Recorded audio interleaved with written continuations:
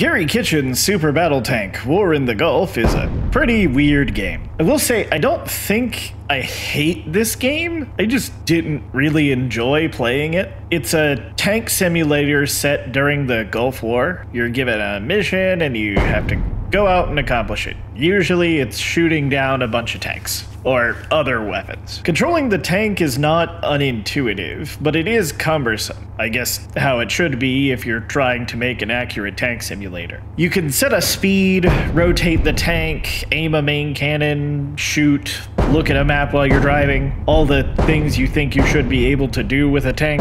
You have limited fuel, and that's the most annoying thing about this game to me. You have to find a way to drive your tank to your objectives, your enemies, and shoot everything on the map before running out of fuel. And that, in combination with how the tank controls, is really not compelling gameplay to me. I will also say it really seems like the enemy tanks can maneuver way easier than you can, and that makes shooting them annoying. But I do think that's just me complaining about the game and not liking it as opposed to an actual negative of the game. There's nothing here that made me think this game was terrible, but this game is definitely not for me, and I think your time is better spent elsewhere unless you want to mess around with, you know, what a 16-bit sim game might have been like. It's at least a little interesting in the fact that it seems to be unique in terms of what it's trying to do relative to being like the, I don't know, 17th baseball game or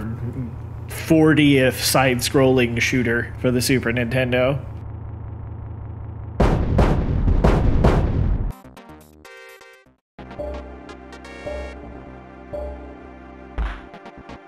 I have no idea how to describe what exactly Space Football 1-on-1 is, except for a very poorly named video game.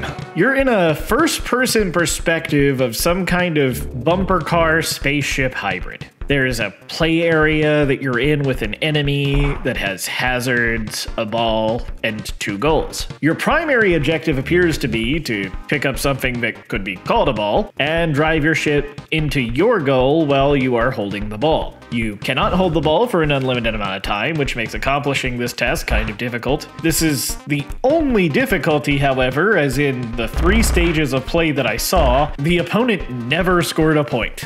I'm sure the AI can theoretically score, but I'm honestly not sure how that could happen, as the AI never seems to carry the ball for any meaningful amount of time. This game is not fun. The ship doesn't feel good to control, the matches are way too long, the obstacles very often feel more annoying than anything else. It seems like the people who made this game wanted to make a first-person 3D sports game for the fairly new Super Nintendo console at the time, forgetting that a video game should probably be fun or good before anything else. This game doesn't look or feel like anything else I've played for this series so far, so I appreciate the effort in trying to make something truly different, but I don't think the execution got there in this case. Play something else.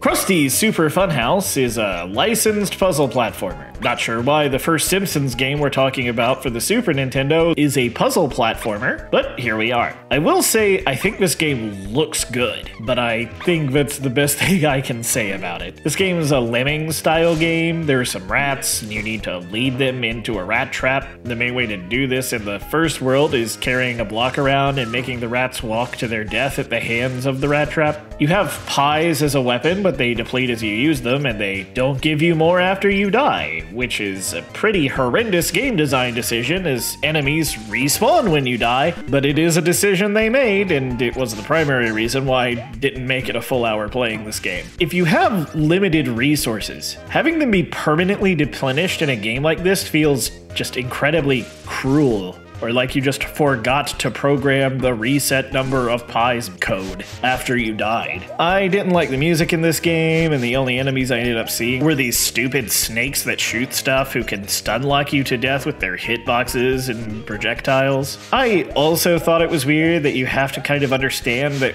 where you place a block can be on top of nothing in this early puzzle that I should be showing on screen now. I don't think anything here is interesting or groundbreaking. I've played much better puzzle platformers for the NES and Game Boy, so there really isn't anything on offer here that I think is worth your time. It's funny to see the Simpsons characters in this context, but it could have been executed way better if they actually cared about making an interesting game. I could be being unfair to Krusty's Super Fun House, just because most of the games released in this month suck. Spoilers for the rest of the video, I guess. So take this commentary with a bit more of a grain of salt than usual, but this definitely feels like a game that was poorly made and hoped to sell due to the name brand recognition as opposed to being a good game first.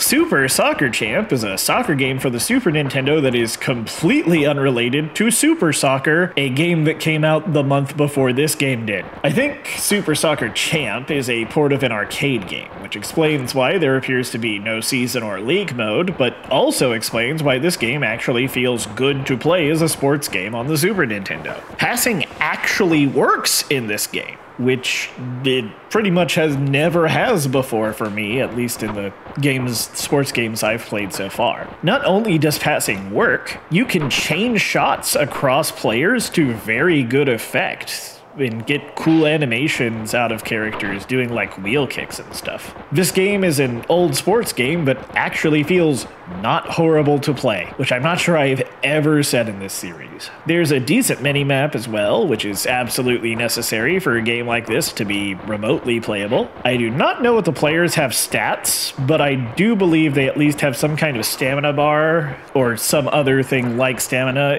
as it shows up in the upper left corner as you play. And player performance seems to diminish as that bar goes down and the game goes on. Each game's only 4 minutes with no halftime. There are fouls, but they seem to not have much impact in the game. Not sure if there are yellow or red cards. I didn't see any. This has nothing to do with anything, but the choice of the coach's art that you have at the beginning of the game look nightmarish. None of those faces look like a man I'd trust to coach my soccer team. I don't have much more to say about this game. After playing several rounds, I just got kind of bored. The one-player arcade mode, you just play games against different countries in order. I slowly got better, and my subsequent opponents felt a little bit more difficult, but nothing happens in between the games in the normal mode I was playing, and I just didn't feel like this particular game had anything else to offer after around 30 minutes. I kept winning, and it didn't feel like I was working towards anything, and nothing changing between games just made it feel super repetitive. This game's probably the most functional sports game I've played for this series, but unless you really want to play an old soccer game like this with a friend or something, I'm not sure why you'd pick it up. Not a bad game.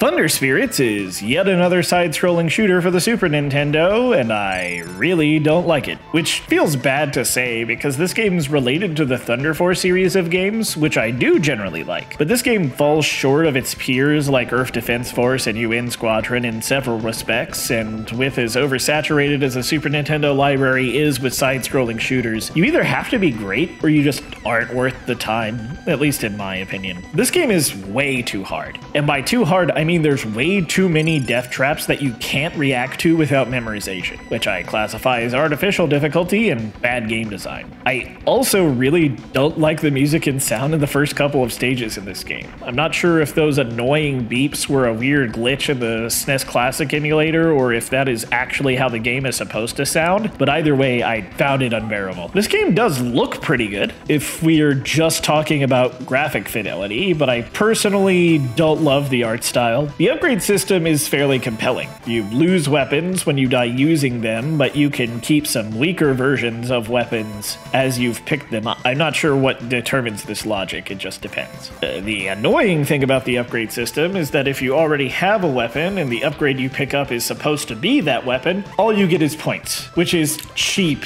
in a game that is as difficult as this is. I can see some of what the game designers that made this game were going for here. They really have an emphasis on mobility and speed in this game.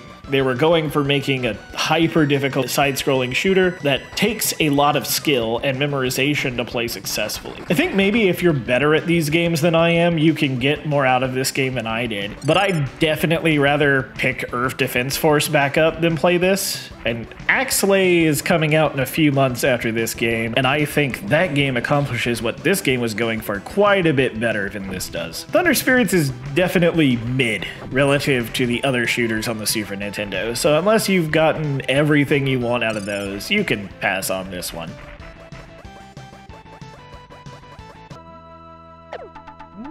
The Legend of the Mystical Ninja was the first member of the long-running Ganbare Goemon game franchise to release for the Super Nintendo, and the only one to release in the US. At the risk of sounding hypocritical for how much I like this game, I need to mention that this game has bad hitboxes and stun locking, and is what I would call brutally difficult. I've been very harsh on games that have those qualities in this series, but I present to you the counter-argument that even though this game has those qualities, this game is actually good. It earns its difficulty as opposed to that being the only defining thing about it. Legend of the Mystical Ninja looks and sounds great, assuming you don't mind the Japanese comedic art style. To briefly describe the gameplay flow in this game, levels are largely split into two sections. A town exploratory section where you fight a bunch of enemies and try to gather money, you visit various buildings, talking to people, buying items, and playing mini-games. And a side-scrolling sections where you sometimes play through a side-scrolling level and always fight a boss, at least in the first two stages I saw during my play session. I believe the intended game flow is for you to spend quite a bit of time grinding money in the early exploratory part of the stage. They want you to grab money and buy items like pizza that automatically heal you when your health gets low. This isn't exactly fun, so I'd recommend if you want to play this game yourself, probably just be prepared to use save states, as there are almost no meaningful checkpoints in this game. They do exist, but they are very few and far between, and it's very easy to get hit in a way that feels like bullcrap. I appreciate the humor and weirdness of this game. NPCs speak nonsense, and there's a lot of character to everything going on. There's a whack-a-mole minigame, there's a breakout minigame, there are gambling mini-games.